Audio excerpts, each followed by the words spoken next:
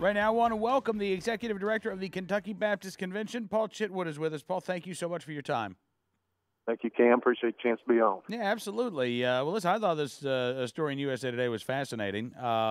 You guys are leading Second Amendment celebrations. What's going on here with this? But one of the things that we've been training churches to do as Kentucky Baptist Convention is to reach the unchurched in their area of interest, make a connection with them, so we have an opportunity to share the gospel with them, the good news of Jesus Christ. And we call that affinity evangelism. And one very large affinity in Kentucky are men who enjoy the outdoors, women as well. And so we've been doing training churches to do wild game banquets for many years, and then the church takes ownership of that and actually does it. An angle on that we have found is wildly popular, particularly with unchurched men and some ladies as well. In Kentucky is, the whole Second Amendment piece. And so when that is a part of the promotional efforts that local church puts on, we're seeing a real influx of folks coming to enjoy evening together, nice meal, and door prizes given away. And then there's a speaker there to ultimately make the connection between, God has created us with wonderful outdoors to enjoy, and including hunting, fishing, sports like that, and then make the connection to them, to the God who has created them. Okay, but clearly, Paul, you're an awful person for doing this. At least that's the impression given by some folks here who say that this is horrible. This should never be done. Let me see. Here's a quote: Nancy Jo Kemper. Churches should not be encouraging people in their communities to arm themselves against their neighbors, but to love their neighbors as instructed by Jesus. She says how terrible it would be if one of those guns given away by a church were to cause the death of an innocent victim. First of all, I'm curious, has she reached out to you personally, or have you just read these comments in USA Today? Well, she sent an email after she provided that comment to let me know what she had said. That's the only connection I've had to her. Okay, so what would you say in response to Nancy Jo Kemper? Besides, obviously, yes, it would be awful if a tragedy occurred with one of these guns, but that's really unlikely to happen. Well, certainly it's highly unlikely to happen, but it's a tragedy when someone buys a car and runs someone over with it. It's there are many accidental and non-accidental causes of death, but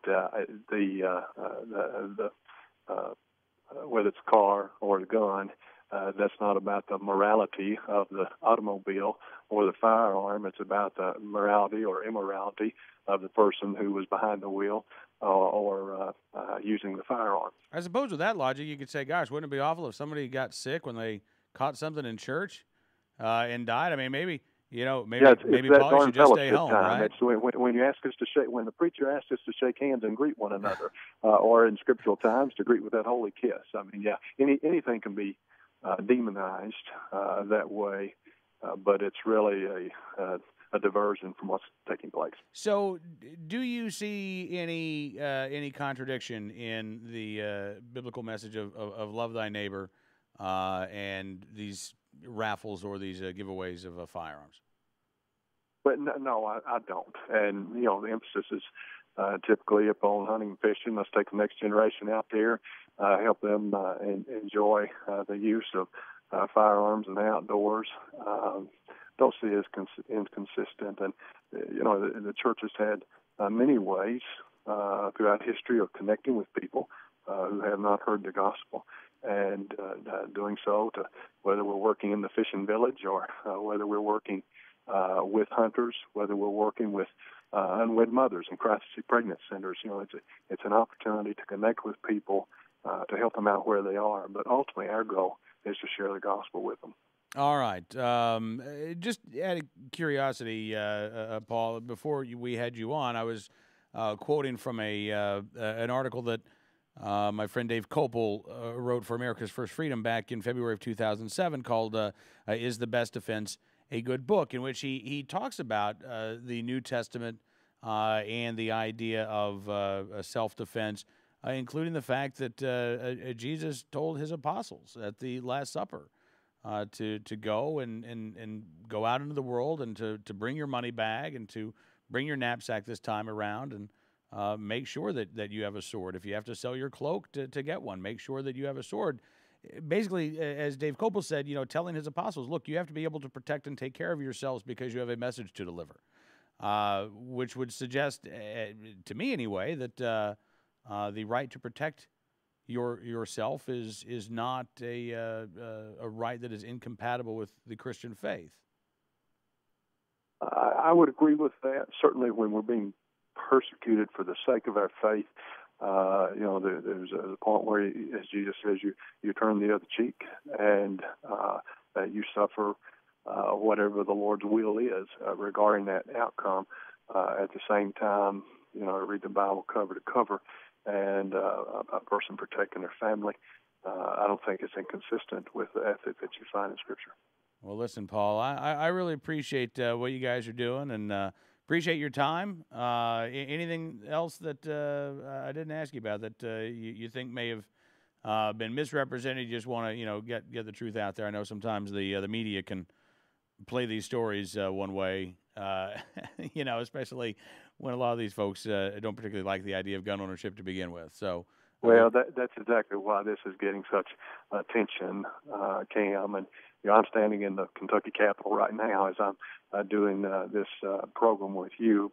And according to the Constitution that is housed here, we still have Second Amendment rights in Kentucky and across the United States. And the fact that a church giving away door prizes for an event where they're trying to welcome people in and ultimately share the gospel with them, the fact that that has become such an outrageous concept is swirling in the media over the course of the last couple of days, and we're getting calls from national news outlets across the United States who want to get in on this story and promote what some see as the outrage of it.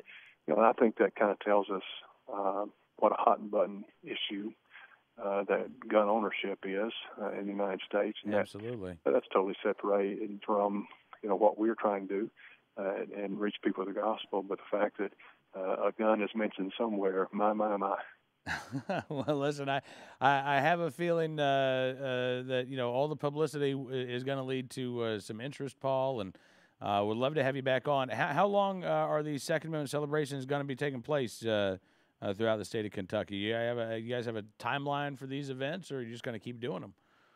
It just depends upon the local church. We don't technically do them. Okay. The Kentucky Baptist Convention as an organization, we usually the guns are donated by local business owners to the church to give away as door prizes. We're not spending money on that or doing it, but we are training in affinity evangelism, and whether it's the wild game dinners or scrapbooking events or quilting events, we trained in.